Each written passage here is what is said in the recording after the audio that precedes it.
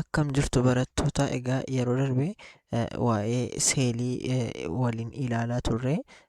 Seelota caasaa seelii biqiltootaa fi caasaa seelii bineeldotaa jennee, akkasuma caasaalee seelii keessatti argaman waliin ilaallee, yeroo itti aanutti immoo seelii biqiltootaa fi seelii bineeldotaa garaagarummaa isaanii waliin ilaalla jennee addaan kutne ture.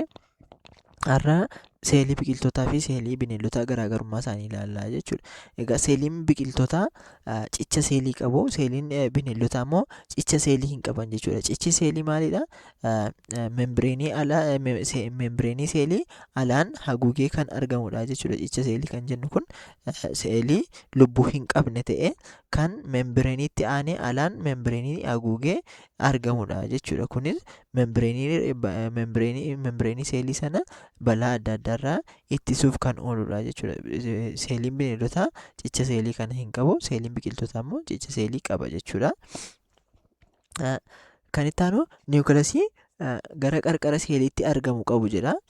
Seeliin biqiltootaa niwukilasiin isaanii gara qarqara seeliitti argama jechuudha. Niwukilasiin immoo kan bineeldotaa immoo gidduu seeliitti argamu jechuudha. Akka fakkii yeroo darbe ilaalaa turre irraa hubachuu dandeenyutti niwukilasiin caasaa seelii biqiltootaa kun gara qarqaraatti aanee argama jechuudha. Gara qarqaraatti aanee argama. Akka fakkii kanarraa ilaaluu dandeenyu niwukilasiin kun gara qarqaraatti aanee argama. Kan bineeldotaa irratti immoo gara gidduuttidha jechuudha. Gidduudha kan inni jiru niwukilasiin kun. Kun garaagarummaa isaanii isa tokkodha. Kan seelii biqiltootaa kun boca murtaa'aa qabu jechuudha.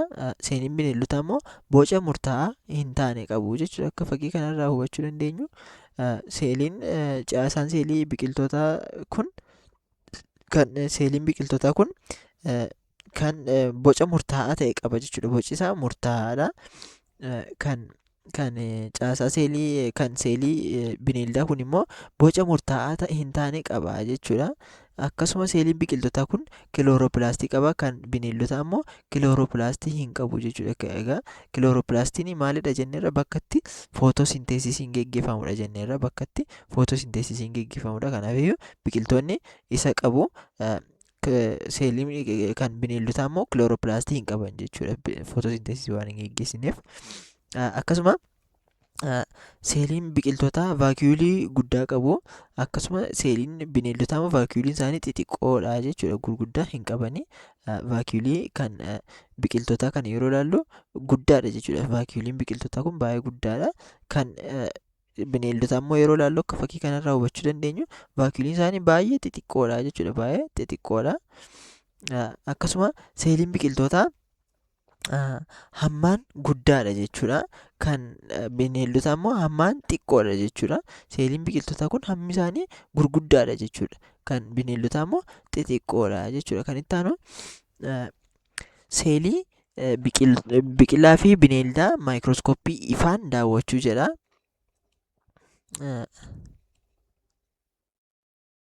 Caasaalee seelii wantoota naannootti argamanii wal fakkeessuun ilaaluun waa'ee dalagaa seelii haala salphaa ta'een hubachuun ni danda'ama. Akka yeroo darbe caasaalee seelii waliin ilaalaa turre. Membireenii seelii, saayitoopilaazmii, niwukilasii, raayiboozomii, maayitookondiriyaa, reetikulamii, indoopilaazimaa jennee qoqqoodnee ilaalaa turre jechuudha. Membireenii seelii akka balbala manaatti ilaaluu dandeenya. Akkasuma saayitoopilaazmii akka lafa keessoo manaatti ilaaluu dandeenya. Wantoota baay'ee qabatee kan argamudha jechuudha saayitoopilaazmiin kun. Niwukilasiin immoo akka utubaa manaattidha jechuudha. Membireenii seelii kun wantoota seelii keessa seenaniif ba'an to'ata jechuudha. Kan balballi manaa akkuma wantoota mana keessa seenaniif mana keessaa ba'an to'achuu danda'u. Membireenii seelii immoo wantoota seelii keessa seenaniif ba'an to'achuu danda'a. Saayitoopilaazmiin immoo akka meeshaalee akka lafa keessoo manaatti argamu jechuudha. Wantoota baay'eetu mana keessa jira. Inni kun saayitoopilaazmiidha jechuudha. Niwukilasiin immoo akka utubaa manaatti ilaalla jenneerra, akka utubaa manaatti ilaaluu dandeenya niwukilasii. Wantoota seelii keessatti raawwataman, dalagaalee seelii keessatti raawwataman kan to'atudha jechuudha. Raayiboozomiin immoo bakka itti pirootiiniin oomishamudha jenneerra jechuudha. Raayiboozomiin bakka itti pirootiiniin oomishamudha. Akka fakkeenyaatti distii fudhannee distii keessatti ittootu hojjetama. Akkasuma raayiboozomii keessatti immoo pirootiiniitu oomishama yookiin hojjetama jechuudha. Maayitookondoriyaan immoo akka masoobiitti fudhanneerra jechuudha. Maayitookondoriyaan bakka annisaan itti oomishamu akkasumallee gubamni soorataa itti raawwatamudha jechuudha. Masoobii keessa wantootni annisaaf nu oolanii fi wantoota soorata keenyaaf fayyadamnu masoobii keessa akkuma taa'u maayitookondoriyaan kun immoo gubama soorataaf wantoota fayyadanii fi akkasumallee annisaan bakka itti oomishamudha jechuudha. Reetikulamiin indoopilaaዝmaawaa immoo akka bakki itti nyaati hojjetamutti ilaalleerra jechuudha. Reetikulamiin indoopilaaዝmaawaa keessatti wantoota adda addaatu oomishama. Kanas akka bakka itti nyaanni hojjetamutti ilaalleerra jechuudha. Akka kanatti ilaaluu dandeenya. Kan itti aanu hammaa fi boca seelii kan jedhudha. Seelonni hammaa fi bocaan garaagarummaa qabaachuu isaanii fakkeenya kennuun ibsi jira. Seelonni hammaa fi bocaan garaagarummaa ni qabu jechuudha. Seelonni tokko tokko gurguddoodha. Seelonni tokko tokko immoo xixiqqoodha. Ijaan illee arguu ni hin dandeenyu jechuudha.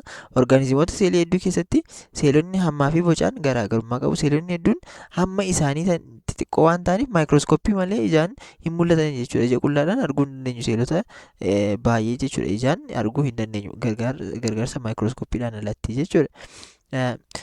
Muraasni immoo gurguddoodha. Kanneen akka hanqaaquu allaattiiwwanii yoo ilaalle hanqaaquun allaattiiwwanii ijaan arguu dandeenya jechuudha. Warreen akkasii hammaan guddaa waan ta'eef ijaan mul'achuu danda'u jechuudha.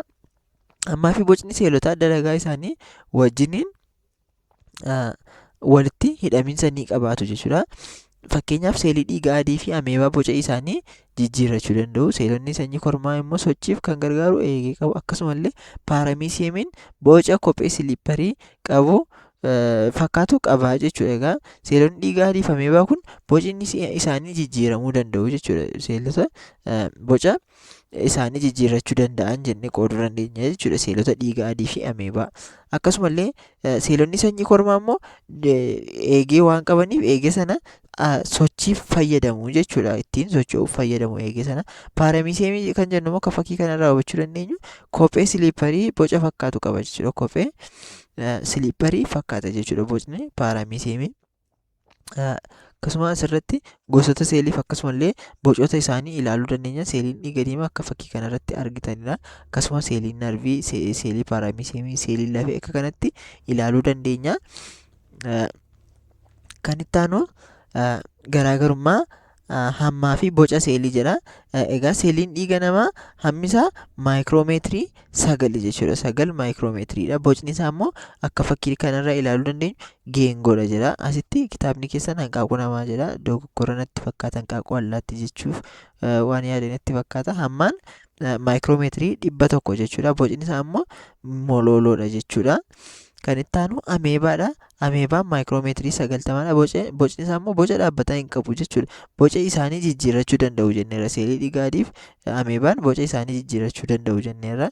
Kanaafiyyuu ameebaan boca dhaabbataa hin qabu jechuudha. Hanqaaquu guchii yoo ilaallu hanqaaquu guchii immoo seelii baay'ee guddaa isa jedhamudha jechuudha. Hanqaaquun guchii seelii baay'ee guddaa isa jedhamudha. Innis maayikiroomeetirii 150 ta'e qaba jechuudha. Bocni isaa immoo mololoodha.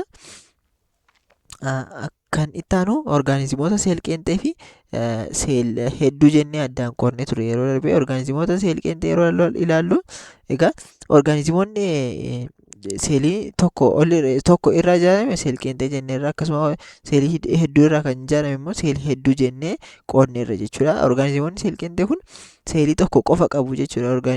Orgaanizimoonni kun hammaan xiqqoo waan ta'aniif ijaan illee ija qullaan mul'achuu hin danda'ani jechuudha gargaarsa maayikirooskooppiidhaan alatti.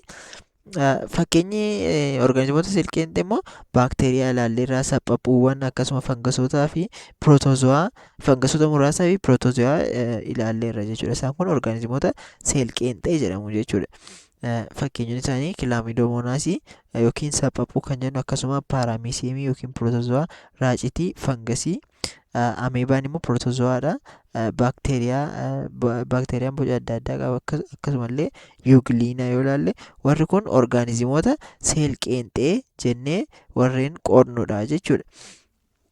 Kan itti aanu orgaanizimoota seelii hedduudha. Orgaanizimoonni seelii hedduu egaa seelii tokko ol irraa kan uumaman yookiin ijaaramanidha jechuudha. Orgaanizimoota seelii hedduu kan jennu kuni seelonni kunis qaama keessatti dalagaalee adda addaa qabu jechuudha. Fakkeenyaaf nafa keenya keessatti seelota kan akka seelota dhiigaa, seelota maashaa, seelota narvii, seelota lafee fi kanneen biroos ni argamu jechuudha. Egaa seelotni dhiigaa, seelonni maashaa kun orgaanizimoota seelii hedduu jennee warreen qonnudha jechuudha.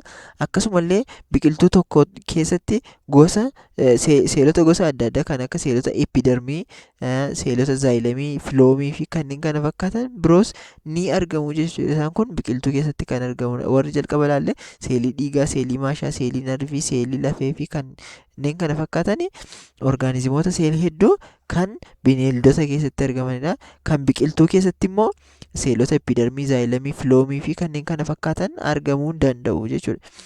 Fakkeenya orgaanizimoota seelii hedduu kan ta'an biqiloota, qurxummiilee, allaattiiwwan, amfiibiyaanota, reeptaayilotaa fi kanneen kana fakkaatanidha jechuudha. Isaan kun orgaanizimoota seelii hedduu jennee qooduu ni dandeenya jechuudha.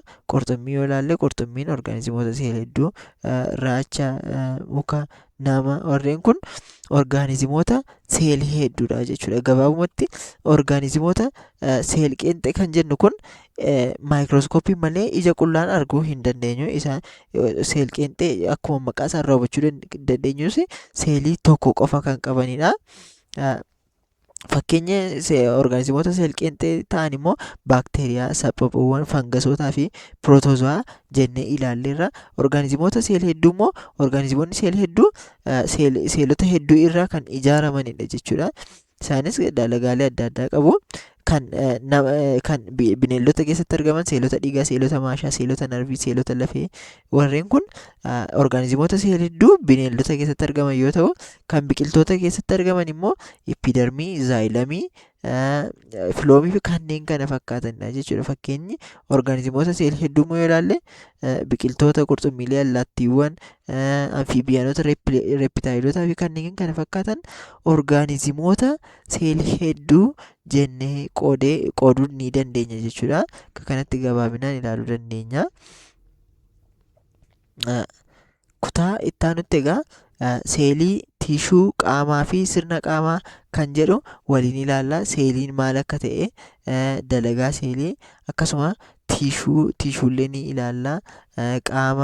Sirna qaamaa kan jedhanis kutaa itti aanutti bal'inaan kan waliin ilaallu ta'a. Egaa hagasitti chaanaalii kana saabskiraayib gochuun viidiyoon kutaa itti aanu gadhiifamu akka isin qaqqabu, akka dafee isin qaqqabuuf chaanaalii kana saabskiraayib godha. Akkasumallee barattoota baay'ee bira geessuudhaaf sheer gochuun chaanaalii kana guddisaa.